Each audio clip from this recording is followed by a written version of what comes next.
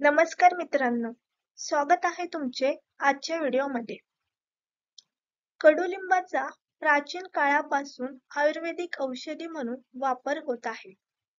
हे एक असं झाड आहे जे खूप कडू असतं, पण आपल्या औषधी गुणांमुळे या झाडाचं महत्त्व खूप मोठं आहे. चला तर आजच्या व्हिडिओमध्ये आपण पाहणार आहोत कडुलिंबातील औषधी गुण. त्वचा व केसांची काळजी घेण्यासाठी कडुलिंबाचा उपयोग होतो. रक्त शुद्ध करण्याचं काम कडुलिंब करतं. यासाठी कडुलिंबाच्या पानाचा काढा बनवून प्यावा.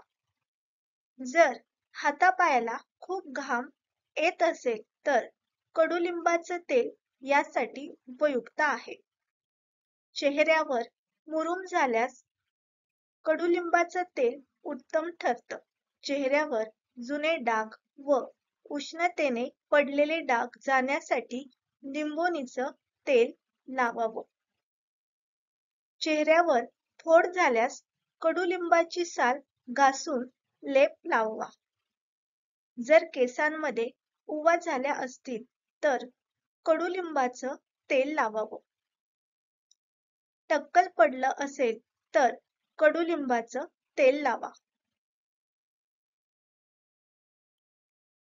केस पिकत असतील तर कडुलिंब बोराची पानं उकळून त्या पाण्याने केस धुवावे. यामुळे कमीत कमी 1 महिन्याच्या आत फरक जाणवेल. कुष्ठरोगावर कडुलिंब वरदान ठरलंय. या रोगावर कडुलिंबानं उपचार होऊ शकतात. ताप आल्यास, टायफॉइड झाल्यास कडुलिंबाची 20-25 पानं, 20-25 काळी मिरे एका गठ्ठ्यात बांधून अर्धा लिटर पाण्यात उकळून घ्या. पाणी उकळू द्या व झाकण ठेवून द्या. पाणी थंड झाल्यावर 4 भाग बनवून सकाळ संध्याकाळ 2 दिवसापर्यंत प्यावं. यामुळे आराम पडेल.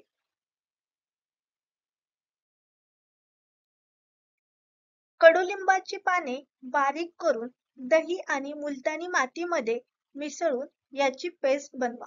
हा पॅक चेहऱ्यावर लावल्यास चेहऱ्यावरील डाग काही दिवसातच नाहीसे होतात. उन्हाळ्यात कडुलिंबाचा वापर त्वचेवरील मुरूम बरे करण्यास होतो. दातांच्या आरोग्यासाठी कडुलिंब उपयुक्त आहे. बबूल काड्या कडुलिंब दात स्वच्छ करायला वापरतात. शक्य असेल तर घरीच मंजन बनवून घ्या. यात जळलेली सुपारी, जळलेल्या बदामाची साल, 100 ग्रॅम खडू, 20 ग्रॅम बेहडा, थोडी मिरेपूड, 5 ग्रॅम लवंग, अर्धा ग्रॅम पेपरमिंट बारीक करून मंजन तयार करा. या मंजनच्या वापरानं दातांच्या सर्व समस्या दूर होतात. जर पोटाच्या समस्या असतील, पोट साफ होत नसेल तर निंबोणी खा. पोट साफ होईल. यामुळे रक्त स्वच्छ होईल आणि भूकही चांगली लागेल. शिळं अन्न खाण्याने उलट्या, पित्त वाढतं. यासाठी कडुलिंबाची साल, सुंठ, मिरेपूड 8 ते 10 ग्रॅम सकाळी संध्याकाळी पाण्यासोबत घ्या. 3-4 दिवसात पोट साफ होईल. जर हगवण लागली असेल तर कडुलिंबाचा काढा प्या. जर कुणा रुग्णाला लघवी होत नसेल तर कडुलिंबाची पानं बारीक करून पेस्ट पोटावर लावा. यामुळे फायदा होईल. सर्दी खोकला झाला असेल तर कडुलिंबाची पाने मधात मिसळून चाटण घ्या. यामुळे गळ्यातील खवखव बरी होते. हृदयरोगात कडुलिंब रामबाण ठरतो. जर हृदयरोगाची भीती असेल तर कडुलिंबाच्या पानांच्या ऐवजी कडुलिंबाच्या तेलाचं सेवन करा. डोळ्यांची जळजळ होत असेल किंवा मोतीबिंदूचा त्रास होत असेल तर कडुलिंबाचं तेल डोळ्यात अंजनासारखं घाला. डोळे सुजले असतील तर कडुलिंबाची पानं बारीक करून डावा डोळा सुजला असेल तर उजव्या पायाच्या अंगठ्याला लेप लावा. डोळ्यांची सूज उतरेल व लाल झालेला डोळाही बरा होईल.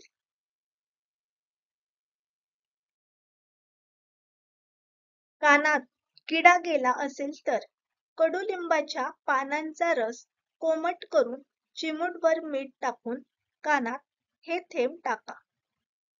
एकाच प्रयत्नात किडा मरेल. पोटात जंत किंवा किडे झाले असतील तर कडुलिंबाच्या पानांच्या रसात मध मिसळून चाटण घ्या. यामुळे पोटातील किडे किंवा जंतू मरतील. पाण्यात कडुलिंबाच्या तेलाची काही थेंब टाकून चहासारखं प्या.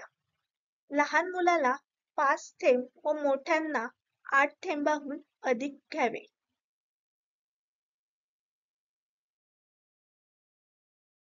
कडुलिंबाच्या पानात थोडं हिंग मिसळून चाटण घ्या. यामुळे पोटातील किडे नष्ट होतील.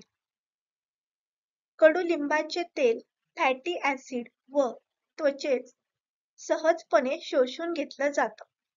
त्यात व्हिटॅमिन ई असतं. ते त्वचेच्या पेशींमधील लवचिकता कायम ठेवतं. जर कान दुखत असेल, कानात पू येत असेल तर कडुलिंबाचं तेल मधात मिसळून ते कानात टाकावे. यामुळे पू येणं बंद होईल.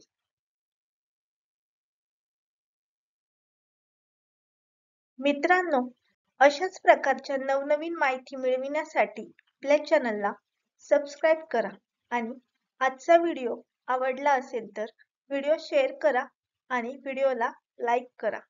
धन्यवाद.